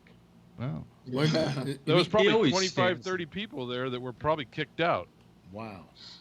I'm amazed there isn't more violence with him. So I'm wondering how many got kicked out because they wouldn't move the camera over to those things, and then every time he said, "Oh, we sold the place out," and then they'd show behind him 2 or 3 sections. He said there was 14,000. I love how he says he sells the place out. And over 1 million people applied and bullshit. He didn't. No, 122,000. Yeah, whatever. They don't want to go see the comedy show. Everybody loves the comedy show. They're not going. They're going to see the act. And by the way, he didn't sell anything out because he's not selling tickets. Yeah. Yeah, it's a joke. Well, the venue is getting filled. Hey, you watch Biden or Beto O'Rourke or some of these people, and there's 14 people in the crowd. Oh, come on, there's more than that. A little more than that, Phil. I can go at the bingo hall. Any one of those people could fill one of those stadiums or the arenas. I don't think so. They haven't easily. Even Bernie Sanders can't fill them. Small venues. They have 14,000 seats. That's small. Phil, to begin with, Trump is president of the United States. Disney on Ice bill. Not according to you. No, he's president of the United States. He's not like these other people who are just simply would-be candidates for president. Okay, it's a different thing altogether. Plus the fact they know when they go to see Trump, he's going to put on a show. Exactly. They're going. It's like they're going to a rock concert, for crying out loud. He's going to put on a show. Talking about that, I'm going to a concert tomorrow night, so it's going to be a Phil-free zone. Oh, thanks. It's good for you won't get interrupted. Thank all God the liberals for that. can call. All your Antifa people. What concert are you going to? It's one of the UC theater things. I'm trying music that I hadn't heard before, don't know. Yeah, get on your horse. David Myeri sent me tickets. Yeah. He doesn't know because he hasn't said what it is. What is it? Yeah, what is it? I'm not sure. He doesn't even know what it is. He's going. It's a piece of hay and put it pop. It's pop punk. Oh, pop punk. Yeah. Sure, it's not twang music. Yeah, I'll look and see what the hell. Get a piece of hay and put it in your mouth. Cowboy hat. Ding, ding, ding, ding. He doesn't even know what he's going to go see. It's just free, so he'll go do it. Right. Yeah. Exactly. Movies for 2 hours. Friday. State champs with May Day parade. Yeah. Oh, yeah. Those are all people we've heard of. Never heard of them, Phil. Yeah. That ought to sell out. Stay home and play a record, and you'd be better. Well, maybe that's why I'm getting the free tickets to fill the It's hole. not butthole surfers. Yeah. Well, wait a minute. It's what's emo punk? Speaking of butthole surfers, did I tell you I went to the urologist today? Oh, there you go. There was a segue in there. Yeah, I had to somehow work it in somehow. Yeah. Starting line Blink 182. Oh, Blink 182. Boy. There you go. Now you're getting somewhere. Yeah. Well, no, this is state champ style has been described as punk. Phil, is this the Cal Performances stuff? I should start running this chat UC line. Theater. I should start running the chat line here. But somebody just wrote, wear your MAGA hat, Phil, to the concert. We'll get some photos out of that. Yeah. They'll make the 11 o'clock news. No, I'll wear my Antifa balaclava, So it's state champs in the May Day parade. That's what you're seeing. Yeah. Wow, Phil, that's right up your alley. Oh, yeah. Yeah. Well, hey, I wouldn't necessarily. You know why he's giving you tickets is because nobody else is going to go. But I don't necessarily, go to things that I'm not familiar with, and this brings me out of that comfort zone. Oh, I see. No, it's free, Phil. That's why you're going. I wouldn't pay money to go see it, but actually I donate, so maybe that's why. I donate to keep. I think it's a good thing that he's doing in this organization to promote music in the Bay Area, and I donate. And they're also playing with Mom's Jeans and Just Friends. Oh, so it's a forfeit? Yeah. It should be Mom's Jeans sounds good. Yeah. Get me out of there. You're right, Mom Jeans. Are they a MILF? Should be a show you really enjoy, Phil. Yeah. Anyway. Well, I may be back early. Yeah, he may be. Don't forget the wedgies. Yeah. Well, anyway, let me just roll this here. The theme song, ever loving theme song. Hey, Keenan, good having you here. Thanks for having me. Call more often, will you? You know. I'll try. I mean, why did you do it tonight? The wife would let you, or what? No one's home. I'm the only one by myself. No one's home. Okay. Well, the next time no one's home, do it again. I sure will. In fact, do it when they're home too. We love seeing you, and the more you call, the more you find you participate, and so on and so forth. Yeah. And but we love having you here. Always good to Thank see you. always good to see a fresh face. Also, I want to thank Charlie for being with us, and Charlene, and Phil, and Kevin, and Tony, and Ray. Is there anybody I left out? Jeff. Jeff. Jeff, who is not there right now. We have no idea where he went to. And of course, what's this guy's name with the slightly lighter because of no prostate? Oh yes, Phil Meyer. We'll see. Hey, you're going to be joining the club soon. No prostate. Not really. He said to me, "You're not losing your prostate." So there. Oh, you won't lose it. They'll take it out and put it in the box. Okay, everybody, why don't you all give a big wave goodbye, and I'll wave back, okay? There they go, ladies and gentlemen. That's our citizen panel. Let me get rid of them here there we go. Okay. I'd have to get rid of them by turning off all the Skype here. So the next guy, who is Jack Bishop, can do his show, The Intersection, which is next over most of this GabNet. I'm Alex Bennett. I will be back again tomorrow night, 10 o'clock Eastern Daylight Time, right after Damian Chaplin returns tomorrow night, right here on GabNet, 10 o'clock. Same time, same station in life. In the meantime, if you see her, tell her I love her. Okay. Bye-bye, everybody.